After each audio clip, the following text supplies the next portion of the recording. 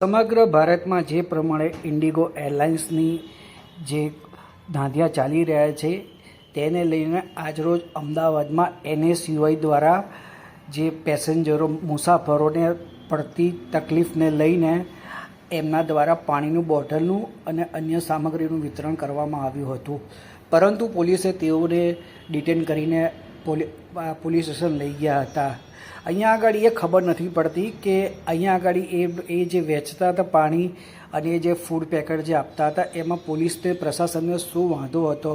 અહીંયા આગળ એ પણ જોવાનું એ રહ્યું કે ઇન્ડિગો દ્વારા એટલી દાદાગીરી કરવામાં આવી છે કે અમે જ્યારે કવરેજ કરવા માટે ત્યાં આગળ ગયા અને પ્રશાસનની જે સિક્યુરિટીની મૌખિક પરવાનગી લઈ અને ત્યાં કવરેજ કરવાનું ચાલુ કર્યું તો તેમના દ્વારા અમારો કેમેરો લઈ લેવામાં આવ્યો અને અમને ફરજ પાડવામાં આવી કે અમે જે કવરેજ કર્યું છે તેને ડિલીટ કરી દેવાનું।